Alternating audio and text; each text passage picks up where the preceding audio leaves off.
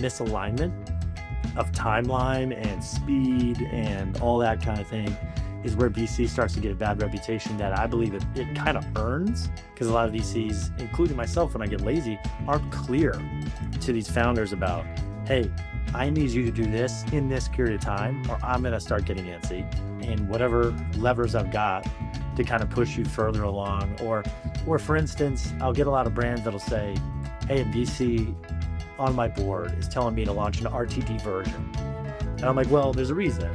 They need you to go for the fences, and they're totally okay if you're a zero. That's not true for you. It is your one thing. If it's a zero, it's a giant bummer. Hey everybody, I'm Hannah Dittman, Operations and Finance Correspondent at Startup CPG and the current founder of Ready Basics. As a former CPG investor, I'm especially excited to host this Investor Spotlight with Ryan Springer from Midnight Venture Partners. If you've ever wondered how investors really think about fund returns, defensibility, or what separates a good founder from an unforgettable one, this episode is for you. We're sitting down with Ryan Springer of Midnight Venture Partners, a founder himself, a second-generation CPGer, and the co-founder of High Desert Vodka. Ryan shares how investors think about the math behind venture returns, the factors that truly matter in defensibility, plenty of hot takes on industry topics, and how to position yourself so investors recognize your edge. We also dive into what makes a strong investor-founder relationship work and the role a great capital partner should play beyond just writing a check. Whether you're figuring out when to start fundraising, how to stand out in a crowded market, or what investors think like, you'll get invaluable perspective from someone who's built both brands and a venture firm. Enjoy. Hey everybody, welcome back to the Startup CPG podcast. This is Hannah, and today I am here with Ryan Springer, a founding partner from Midnight Venture Partners. Ryan, welcome to the show. I'm pumped to be on. Thank you for having me. We are so excited to have you. I'd love to kick off with you introducing yourself. Can you share your title, a brief background of your experience prior to MVP, and what led you to investing in the first place? Definitely. My title is Managing Partner. I co-founded Midnight with my two partners, Chris Adam and Alex Bodney. What led me to this? I feel like I make a lot of nepotism jokes because I was kind of born to do this. My dad does retail strategy at CPG. His name's Al Springer, and he forced me to work for him in the summers in my teens, and then voluntarily, not getting paid very well. In my 20s, I learned retail strategy from him. So, what retailer should you choose? How do you get there? How do you use data to tell a story? How do you get in front of a buyer? Once you're on the shelf, what promos do you run? How do you maximize velocity? Basically, how you grow a brand in retail. And that's what I did prior to starting this fund. I started it with Alex and Chris. We're starting our fund 2 now, starting to deploy our fund 2. Another kind of fun fact about me, I have another business. We're all in the same office here in Austin, Texas. But I co-founded a cactus vodka called High Desert with my co-founder, Logan Slager. He came up with the idea. I just kind of helped try to get it to where it needs to go. And those are the two things I do. That's so interesting. I love the name, the branding. I totally see where you're going with that, and how exciting to learn from your father. I feel like investing and CPG kind of is such a apprenticeship model since it's so experiential and anecdotally based, a lot of the learning. So what a better person to learn from. That's a really unique opportunity and experience. Yeah, I tell everyone that was kind of my advantage. My unfair advantage was sort of, I shouldn't have had that network. I definitely should have had that knowledge base. But I was lucky enough to get it, and not smart enough to do something else. I needed to take advantage of it. I was smart enough to know I needed to take advantage of that. Yeah, or you were smart enough to know. Yeah, Not too proud. somewhere between those two things. Love it. Can you also provide an overview of Midnight Venture Partners and give us the kind of formal intro to your fund? I'd love to touch on things like key investment criteria, your thesis, stage focus, any key themes you focus on, how you differentiate yourself, average check size, things like that. Sure. We're in a period of kind of transition from Fund 1, which we've almost finished deploying, into Fund 2, which we just started deploying. And we've written one check out of Fund 2. I can't share yet who that is. I think that'll get announced down the line. But we started as a wellness fund. I think we are very much still that. But going into Fund 2, we've discovered that we love beverage We love kind of power law, higher potential outcome investments. We're comfortable with risk. And so we are pushing further into, billion-dollar potential deals rather than more traditional CPG investing of like, hey, let's own a bunch and hope it sells for 300. So I think I can go deeper into it later, but it's dictating what categories we'll invest in. And the other categories, maybe the ownership percentage we need to have to make it work. Fund one was 23 million, and then we've invested 27 million in 5 SPVs into Fund One brands. So a total of like 50 million AUM in the Fund One universe. And that's a strategy of ours. We invest out of a fund, and then when businesses begin to scale and get to a certain point, we allow our LPs to get into SPVs. Largest one we've ever written is 14 million. Smallest one we've ever written is 1 million. Average check size out of Fund One was about 500K. Fund Two, that's going to change. Average check size, I think, is going to be between 2 and 3 million. But that strategy of like a 1-to-1 plus ratio of fund dollars to SPV dollars is going to stay the same. And I think what's exciting for founders about that is if we get involved, we can follow the business, continue to build into our position, and be a source of capital beyond just like a seed check. I'm so excited that you came out the gate with some of this information, because you're touching on a lot of concepts that I think tee up conversations that I wanted to have today really nicely. Can you maybe break it down in a little bit more simplified terminology of what exactly you mean with some of those concepts? So keep me honest, I'll start with SPV. So special purpose vehicle, it's like a fund, but it's just for typically one investment. And so a lot of funds increasingly these days, they'll invest out of a fund, and then they will have an ability to do all that people call like a sidecar. For us, it's a lower carry to RLPs chance to double down into a deal. So in Fund One, our max check size was $1 million. But when Olipop came across our desk, like a lot of funds in our industry, we jumped on it and we're really excited. We showed it to our LPs, and so we had 1 million out of the fund, and then it ended up being a total of 6 million through an SPV from our LPs to invest into it. So it's like an investment vehicle that goes into one business. That's not always true. That's how we treat it. That's usually the case. And so I hope that clarifies things on the SPV side. It's a critical part of our strategy, both to the founders and to our investors, to be able to say, hey, as these businesses grow and get to a point where we're confident enough to bring in more direct capital and venture outside of the portfolio effect safety of the fund, that's where a lot of our LPs, I think, are going to make most of their money, and that's where our founders can rely on us to be able to be much larger check writers later on, which has been helpful. For example, one of our portfolio companies, they had a lead that they were aiming for and wanted. We agreed we wanted them in, but we really like this deal too. And so what we told them was like, hey, tell that lead we'll do the whole thing if they don't. And in a fund model alone, we never could have done that. We had already reached our max check size, and it was nowhere near what these guys were looking for, but it helped them in negotiations, and it helped land the person we wanted to land. And we were serious too. And so I think that flexibility that SPVs allows you makes it more exciting, in my opinion, on the fund side. And then I think founders like that ability too. Yeah, it definitely keeps you able to be flexible and dynamic. I think for founders, that allows them to have you as a more um, leading partner, I guess I should say, where they know that you can be with them in a little bit, to swing for the fences a little bit more, or to make a bigger bet if things are going really well and they are getting the traction and they need more support from you.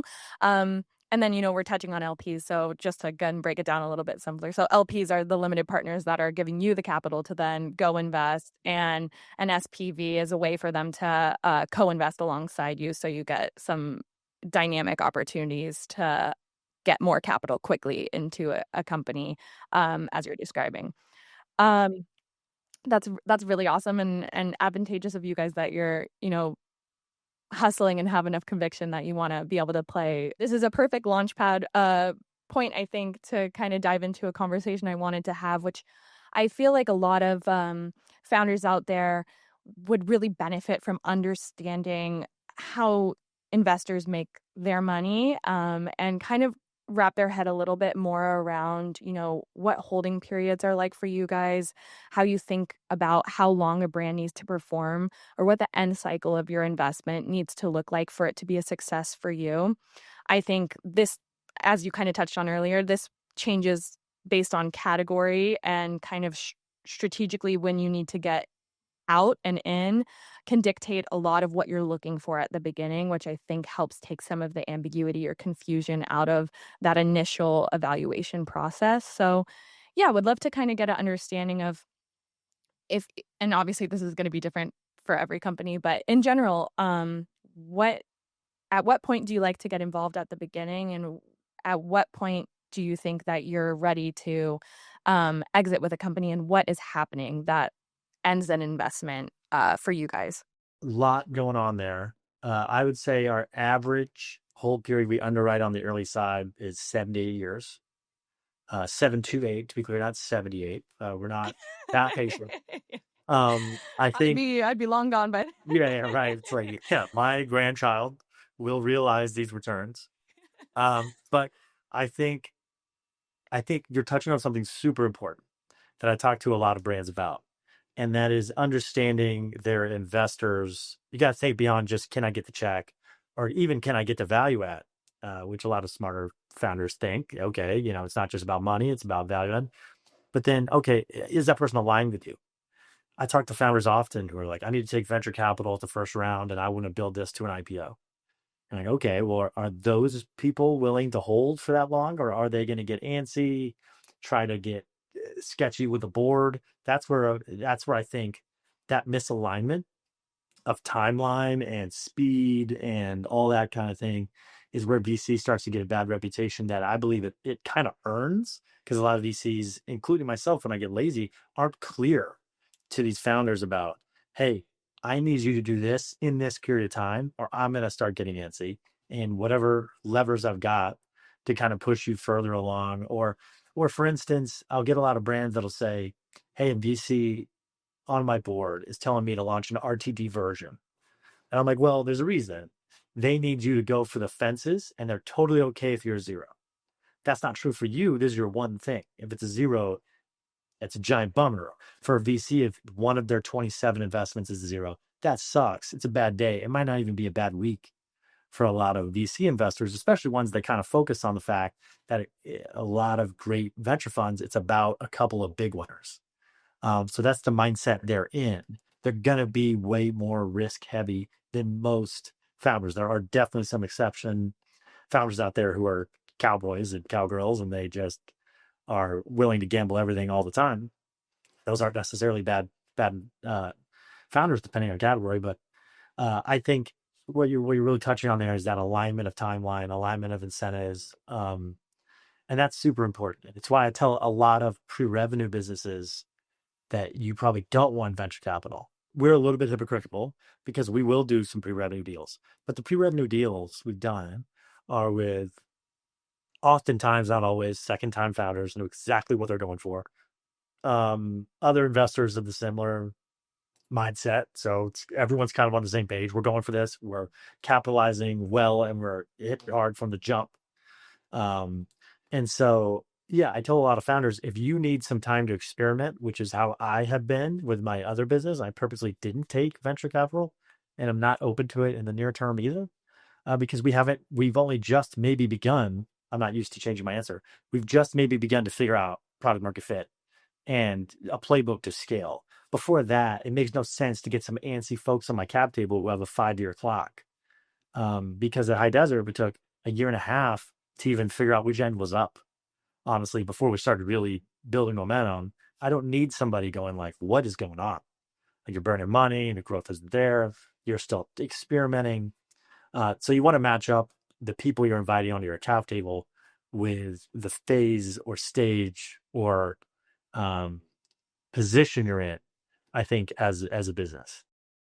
I think that's such sage advice. I love that you have such a strong founder lens to be experiencing some of these things firsthand yourself as well. yeah, having had an investor background, I felt like I had a lot of empathy for founders coming in first institutional capital as well. But even being on the founder side, it's I mean, like anything in life, you don't know it until you do it. And you interact with so many little decision point moments where you're like having the little aha moments of, oh yeah, that makes sense. Oh yeah, I guess I'm seeing it from that perspective. And I think, going back to your hold period, talking about 7, 8 years, that's kind of a longer hold period, I think, on the venture side. I'd love to kind of break down your guys's ideal expectation, because I think different firms, as you kind of touched on, have a little bit of different approaches. Like there might be some investors that get in early, and as long as they get marked up by another investment uh, firm and get kind of a quicker in and out, or some investment firms might be waiting for your big first retail PO, and then they're ready to move on. Or some people might be riding with you all the way till hoping you're getting a strategic exit, and they're kind of with it for the long haul. So how do you guys kind of see yourself as partners, and how do you think that you like to work with companies and scale alongside them? Well, I want to touch upon two things there. I'll do the second piece first, which is we invest in multiple stages. So we invested at Olipop, much later stage. You were already doing almost 100 million revenue run rate. We invested in Jolie or California Naturals, pre-revenue, um, and everything in between. And Fund 2, we don't like the term stage agnostic necessarily, but it really is, okay, how much cash can we write in this business from the fund that we're comfortable with in a portfolio that could theoretically, we can underwrite a return that would return a really significant amount of the fund. On the early stage side, it means return the entire fund. We do some later stage deals. We even have kind of a bucket for that. Our first deal out of Fund 2 that I can't talk about yet is in that bucket, where we're putting 3+ million in, and we're underwriting that to a shorter period of time. If that's 5 or 6 years, hopefully it's because they came out with an RTD version and now they're worth 1.5 billion, and we're all super happy. If it's towards what we really underwrote for, like 3 years, they don't do the RTD, and they transact, or some kind of liquidity event happens within 3 years because they're already not mature, but certainly not as early stage anymore. This business is doing above 50 million in revenue run rate. To get back to your founder lens perspective, it's funny. I don't think there's a right answer there.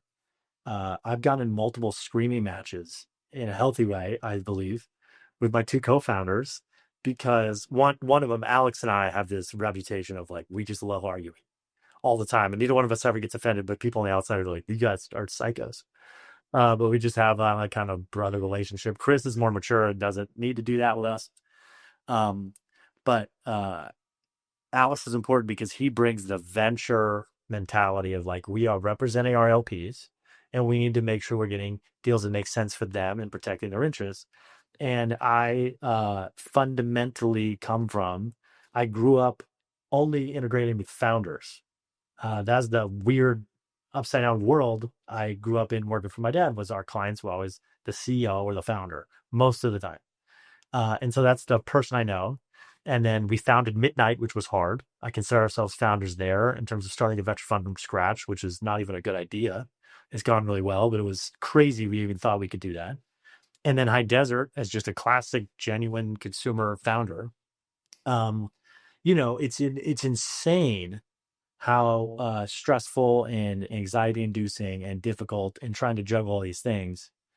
And when a venture fund's like, hey, this one term that we put here says this, you're like, dude, I got 99 problems, and this is not one of the more important ones.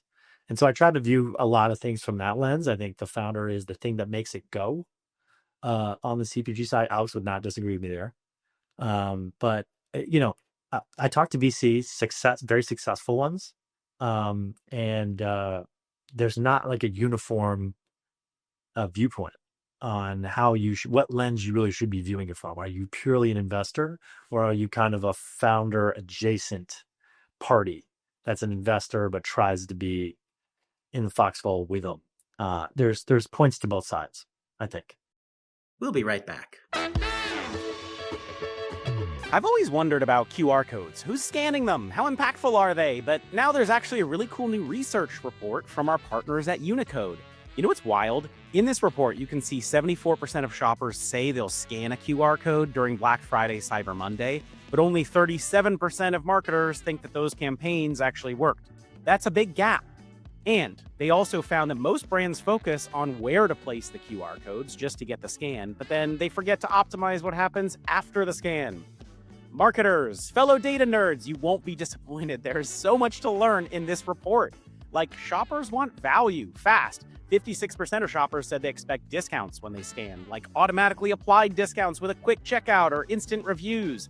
And you can check out who scans those QR codes, demographic insights, purchase likelihood, and learn how effectively they've been used in campaigns. So, when you use QR codes during Black Friday, Cyber Monday campaigns, make sure they are working as hard as your offers. Check out all the insights in the full free report. It's in the show notes, but it's www.unicode.com/BFCMCPG. That's www.unicode.com/BFCMCPG.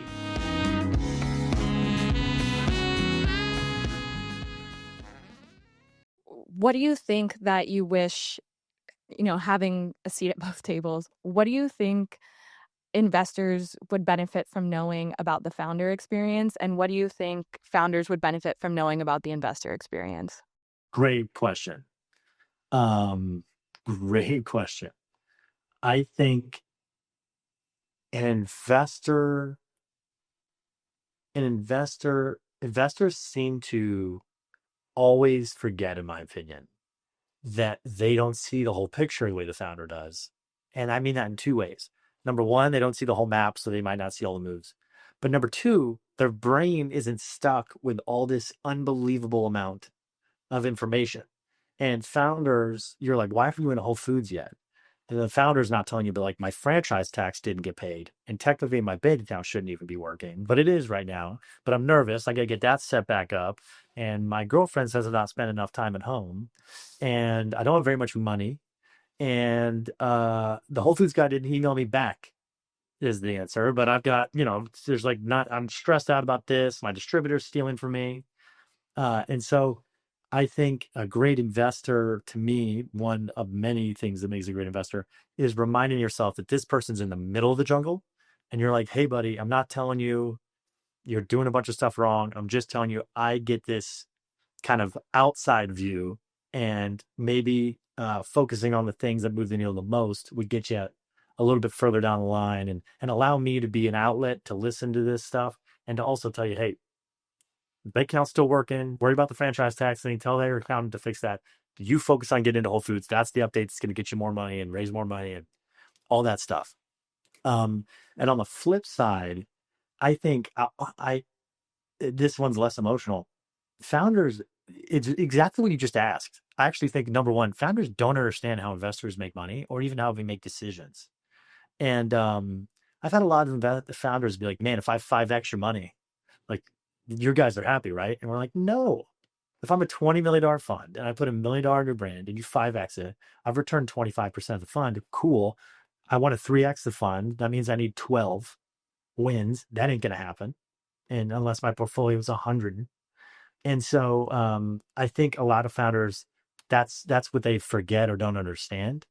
I try to do a good job of when we pass on a brand, telling them like, hey man, your business is good. It's better than the one I've been building for 2 years. I'm not telling you your business isn't good. I'm telling you this math doesn't add up to make sense for our fund based on the checks we write and the return we would need. That doesn't mean you haven't built something really cool. So I think that part gets lost in translation. That's why I thought that was a great question before this one.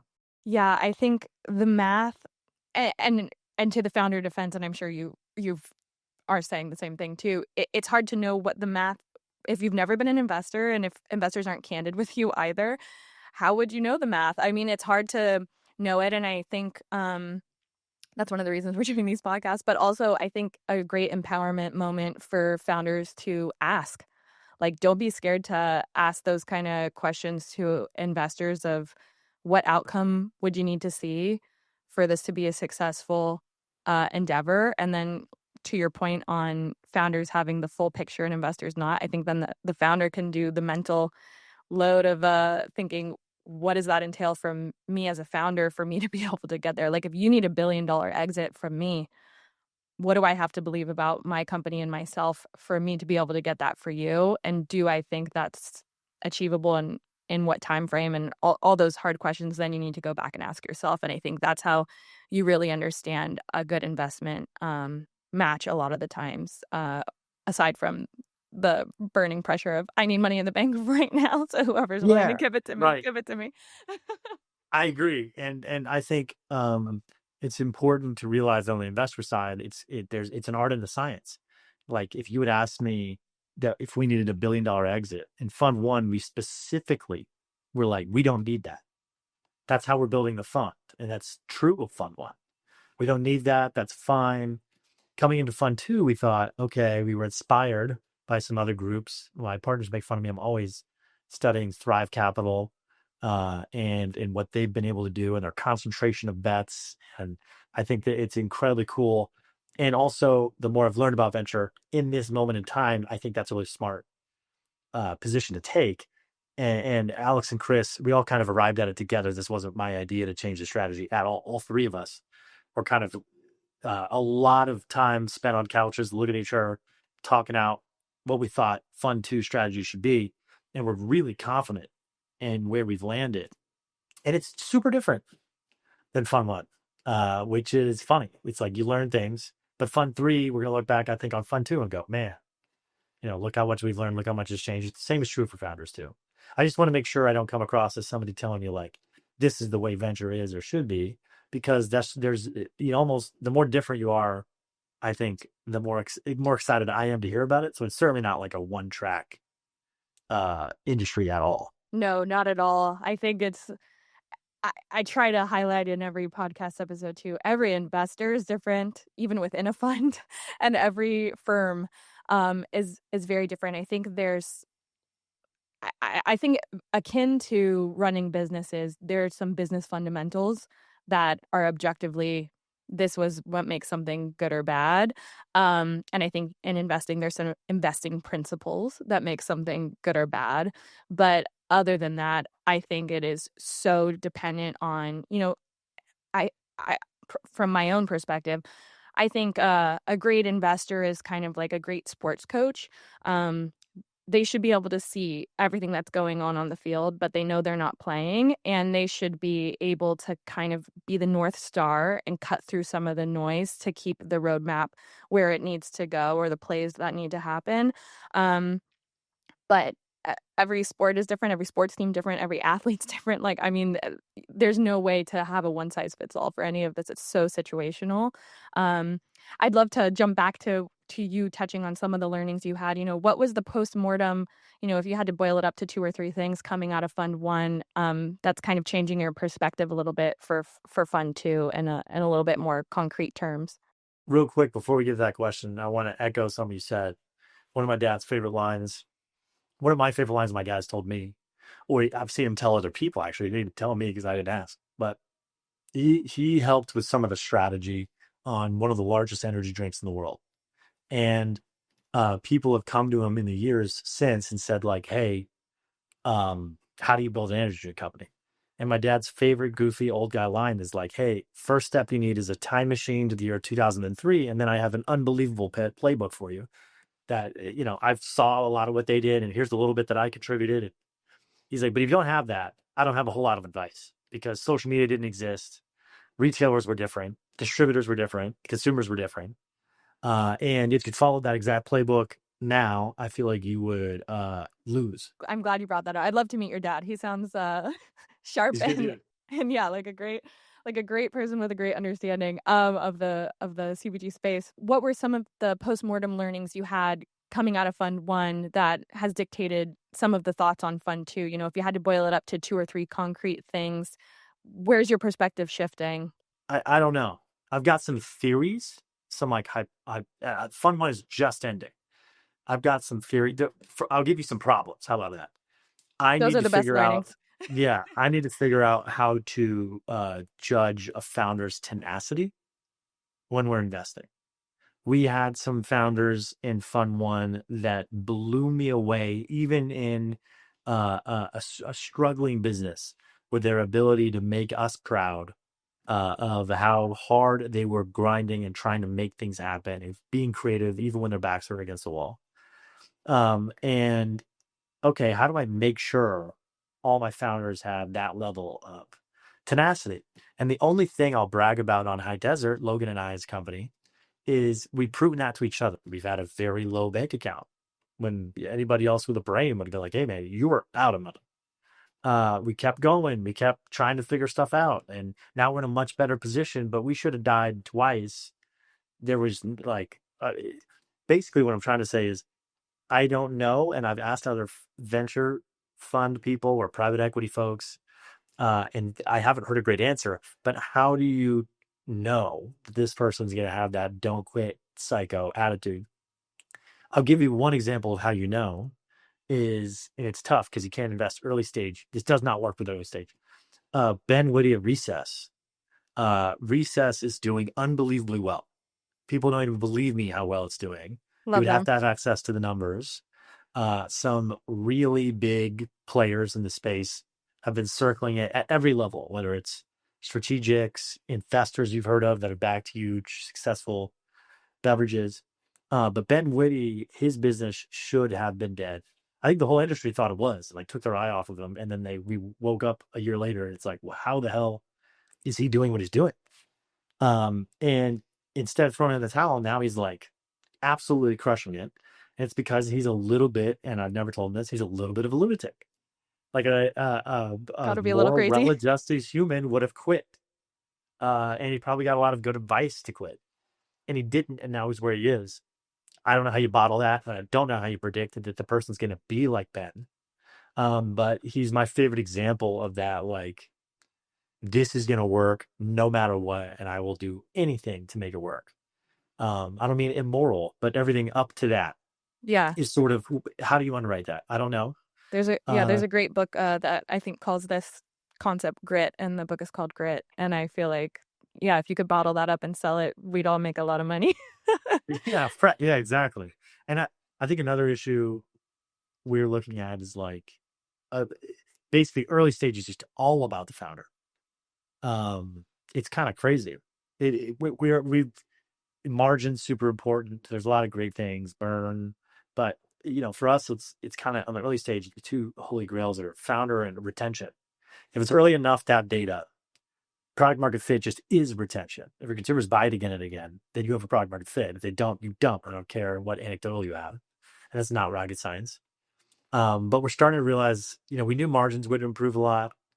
We used to think founders would sort of develop and improve, and I guess maybe they do, but not as much as you think. What you get, I think, this is a theory. This is not law at all from me.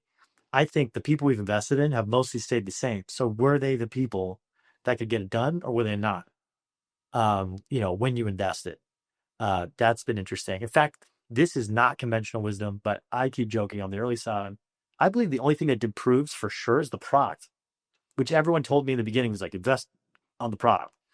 And maybe I'm leaving the pack on this one, but the product actually gets better.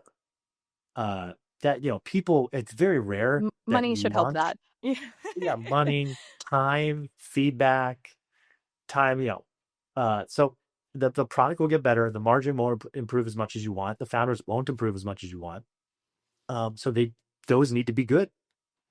When you invest. I don't know. I think I've gone in a circle on your question, but No, I I think hope those that are answers something. really helpful points, and I feel like, and great learnings. And yeah, I agree with you. I think,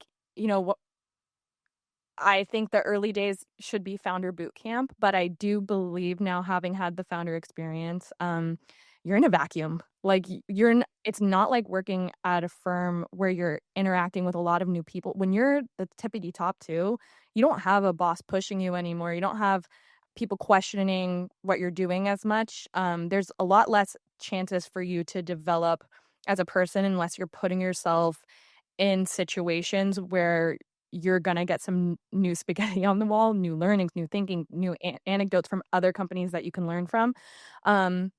So I think what you're saying makes a lot of sense. I think, Yeah, as a founder, I think one of the best things you can do is stay a sponge and keep learning and try to learn from other peers, and learn from other people, and hopefully find investors that you can also learn from and have a kind of rapport that you can pick up some anecdotes from them as well.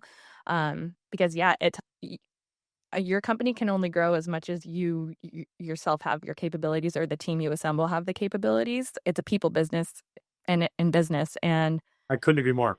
yeah, And a lot of times the advice you get is not very satisfying yeah, because people that have really done it are kind of aware of like, this might apply to you, it might not. And I'm going to be a little vague because I don't want to get quoted on something exact. The only guys that I think made me laugh, guys and girls, are D2C founders will trade actual tricks of like do A and B and then C will happen. I've never seen another thing like that. No one else in the industry have I seen somebody go like, have you tried this specific thing? And then it will lead to this specific outcome most of the time. And I'm like, that looks great. That looks so awesome to be able to tell someone like, have you tried? I remember somebody, I don't know if this is going to offend anyone. A D2C expert I know was talking to a brand looking to target elderly people. And he was like, have you tried advertising on Bing? And we were like, Bing exists? And he was like, well, Bing's number one search thing is Google. I don't even know that. Like the number one thing search something is Google. And then the users are all like very elderly folks who like power up a browser and Bing shows up and then they just search from there. And it was a cheap way to get to. Now, I'm not sure if that's still true. This was years ago. yeah, But it made me laugh because in retail, nobody's going to say anything like that. yeah, totally. They're going to be like, yeah, that's tough. Talk to this guy. He's probably gone. Now it's a new guy. Not sure how that guy works. This broker used to be good. Now they're not. Now it's a new one, but that one won't be good in 2 years. Yeah, I feel like It's tough. it's a wild west. Yeah, it's a totally different mindset in general. Understanding the structure of your business and where you're trying to have momentum happen dictates your strategy just so much and so differently. And yeah, I think the D2C little tips and tricks. It makes sense though. I love consumer psychology and it makes total sense to me. So I see it working. I think like a lot of people talk about Reddit threads in a similar way too. If we've got like something polarizing, Reddit's a great place to be because people duke it out so much there. You'll get so much easy traction talking about You like a see hot like topic. 60% of AI pull is from Reddit, Yes, supposedly. yes, it does pull a lot from Reddit. And Yeah. you're like, oh God, I use Reddit. And that's terrifying. Yeah. I think one thing I do have one trick for one thing to keep track of for brands that I've watched some very intelligent people, and my partners will kill me for saying this because we think we like have this secret, but I think everyone's waking up to it. ChatGPT is SEO now, like AIO, whatever that's where a big chunk of search is moving there, and people searching for what's the best liver supplement are trusting ChatGPT over Google. And I'm not going to reveal the answers it gave me. I can let everyone else do it. I was looking at different brands. I was actually going to take one myself. I ended up taking Symbiotica, one of the best supplement companies ever. And I asked it, what's the best liver supplement? And it was trash insoluble. And I'm like, Google didn't do this. You just didn't show up. It didn't say this doesn't work. And I didn't even think that was necessarily true. ChatGPT is pulling from a very small amount of data, and brands aren't aware that they could game the system on their website and through a little bit of our media and just saying certain things. And then suddenly ChatGPT reads it and puts it as number one. We were going through a lot of our brands, be like, I want, a shower filter. I want a prebiotic soda. I want a relaxing magnesium beverage. Weird things to Google, but on ChatGPT it have like this all these opinions. It's going to be a fantastic new frontier for brands to realize like, okay, I can be the answer in certain niches that I like prepare my website and media and whatever to do. One of our partners, the guys at Red Krypton, they're like literally building a division of their service agency to do this. And I think it's gonna be fun to watch because it is the Wild West right now. You get some crazy answers when you ask ChatGPT stuff. We'll be right back. Are you going to crush it on Amazon this year? It's such an important channel, but it's so hard to do alone, and most agencies are a total ripoff. We can't afford $5,000 a month and a commission on our sales. They just don't get it. That's why I love our partners at Daybreak. They are full service, meaning they do the creative work, the listings, the logistics, and of course, all the ads, all with the most reasonable retainer out there. I work with them personally. I'm so grateful we have such a good partner to recommend out to you, our community. They do evaluate your product first to see if it might be a fit. So if you want them to have a look, email them startupcpg@daybreak.agency, and they'll do a free audit for you. Good luck, everyone.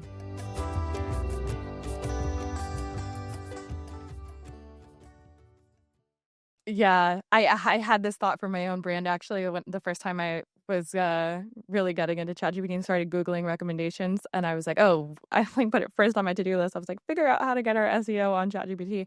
And then my mind immediately went to, oh man, as soon as they start to monetize this, this is going to be crap. It's like, there's going to Oh be, yeah. my next Google was, is ChatGPT monetizing placements at all yet? I definitely think in, consumer as behavior shifts, which we're saying with that could be Googling behavior, that could be preferences behavior, that could be interest in an ingredient like protein or whatever it is. I think it's just all my perspective, both for investing and building brand, is it's so important to follow just the daily life of the consumer. Similar to your dad's quote on, the 2003 playbook just doesn't matter anymore. The way to kind of gut check anything you're doing is what are consumers doing right now and what is their day-to-day like and how do I stay step and foot with that? I think if you live and die by the consumer, hopefully that never leads you astray. Easy to say, hard to do. I never quote these guys because I always think it's like a little over the top intellectually, but a long time ago, I read a Harvard Business Review article that said that the greatest CEOs, the number one thing they had in common, which, there's a bunch of articles saying a bunch of this stuff, was a very unusual obsession with the customer experience. And I always thought, to resonate to your point, that is a lot of the best founders are like really upset that the closure on their pouch for powder isn't closing right. And they're freaking out. My co-founder at the Vodka, Logan, he's always like a label's starting to fall off and he's like, doesn't sleep. I sleep like a baby. I don't have that part to me. We have different strengths and weaknesses. But he's that like consumer obsessed founder.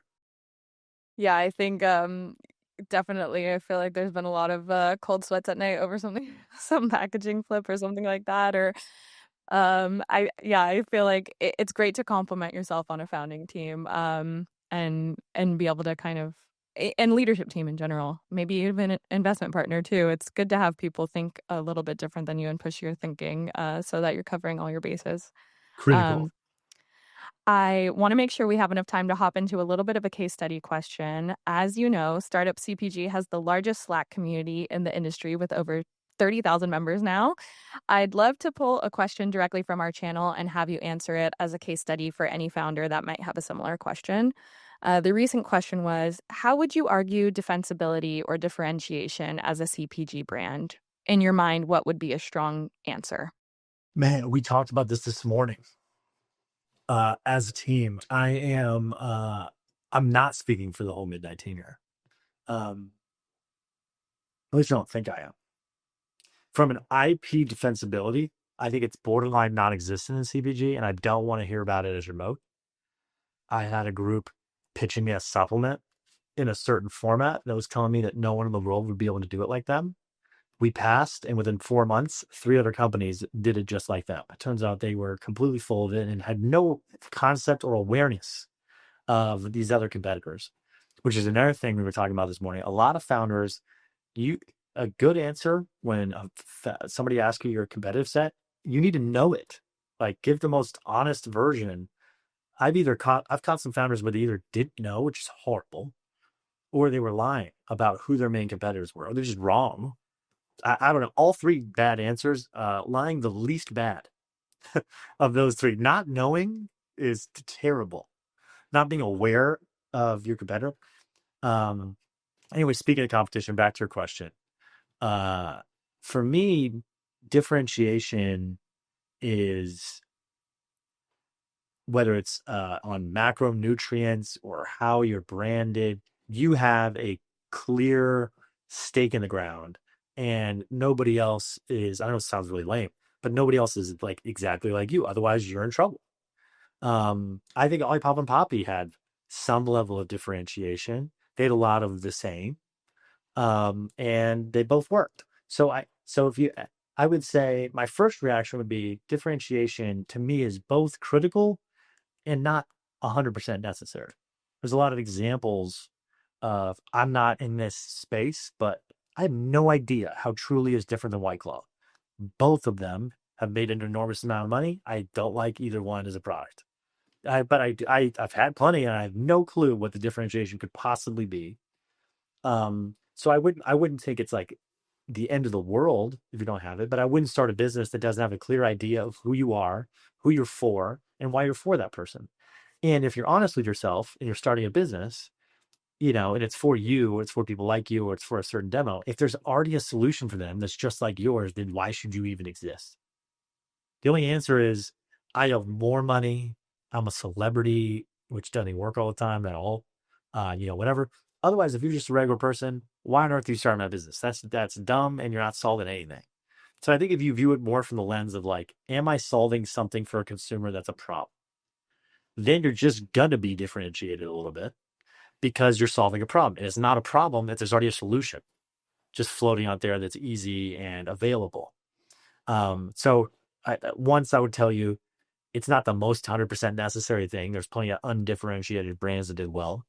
I do think it's important. And if you solve a real problem for a consumer, you're going to find yourself differentiated.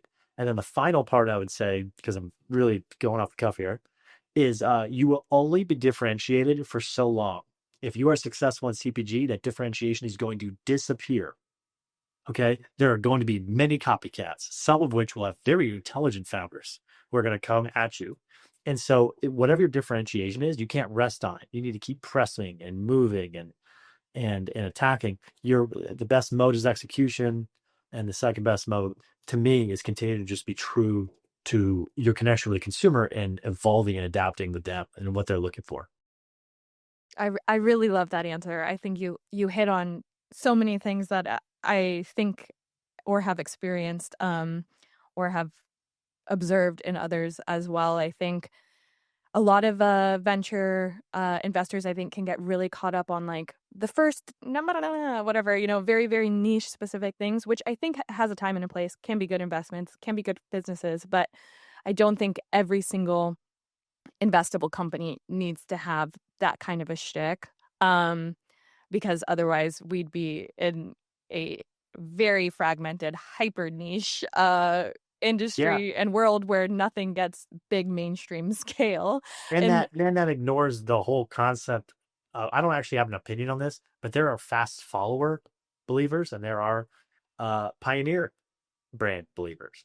And yeah, I think there's more data behind pioneer, but fast follower, if the pioneer stumbles at all, that seems to be a great place to be. So, I agree with you. Whenever we're like rid of the first to whatever, I'm like, oh, well, the second guy who had a chance to iterate a little more and optimize, what's that person's business like? Because the first doesn't mean anything to me if I'm a consumer. What's the best one? Yes. Also, maybe less marketing education costs on the second one too. Yeah. My buddy Wes Van Dyke, who's, made a lot of money in the marijuana space and is kind of venturing back in, which is crazy to me, but he knows what he's doing. He has this quote I love that I talked to him about him this week. He's like, I hate educating social change off my balance sheet, which he's had to do in marijuana before. And he was like, that is expensive. If I can have a business, I don't have to do that. That's going to be a whole lot better. I'll raise a lot less money. I'll have a lot less risk. I won't name them because it's kind of shaming, even though I don't think it's shaming at all. I can think of multiple pioneer brands that have had to burn a lot of money because they were the ones who showed everyone that this was a thing. And then someone came behind them and spent 1/3 as much and did about as well. And so, it's kind of give and take on that first something or other. I totally agree. I feel like it's just navigate your niche and know it well.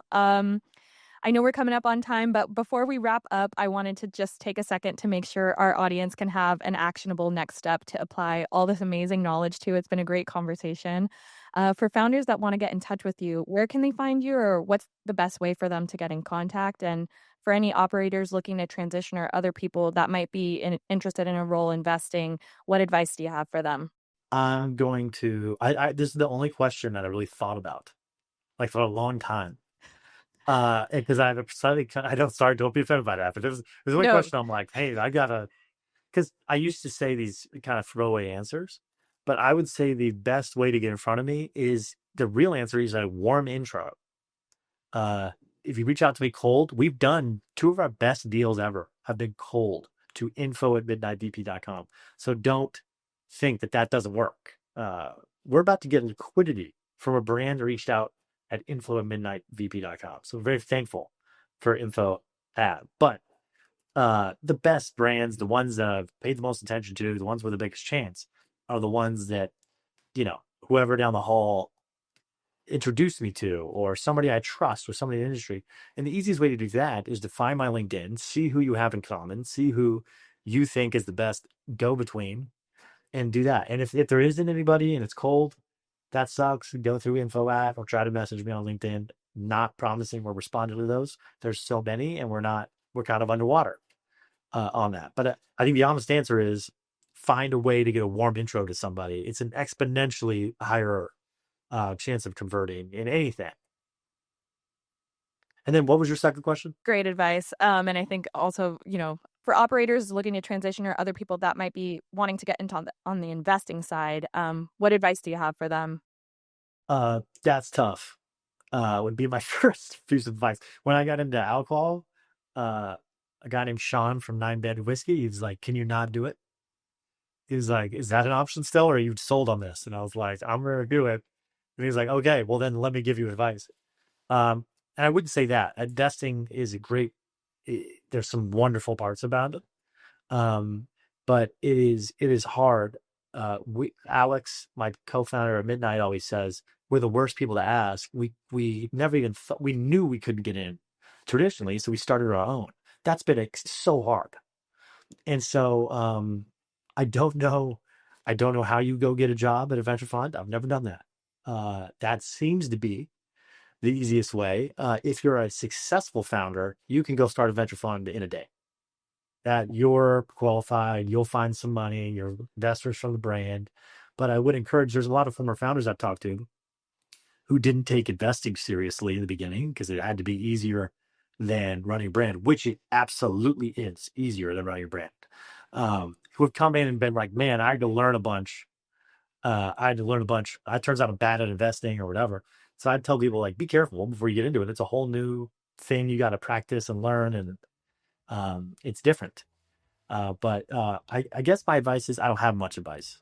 We did it by just Kool-Aid man busting through a wall, and I don't recommend that necessarily for most people. But it's how we did it. I think always helpful to learn from other people's experience and thoughts on things. And I love the analogy. But this has been such an amazing chat, Ryan. Thank you so much for your time. It was awesome to learn from you and to have you on the podcast today. I'm sure a lot of people will be really grateful for the nuggets and thoughts that you shared. Awesome. Thank you, Hannah. I appreciate it. Thanks so much for tuning in, everyone. If you like this episode, show us some love with a 5-star review at ratethispodcast.com/startupcpg. I'm Hannah Dittman, podcast host and correspondent here at Startup CPG. I hope you'll join me again as we dig into more juicy topics like ops, finance, and all the real talk founders actually need. Come say hi on LinkedIn or ping me on Slack. I'm always eager to hear your questions or brainstorm future episode ideas. If you're a potential sponsor and want to get in on the fun and appear on the podcast, shoot us an email at partnerships@startupcpg.com. And last but not least, if you haven't already, don't miss out on our free Slack community for emerging brands and CPG lovers alike. Join us at startupcpg.com. We'd love to have you. See you next time.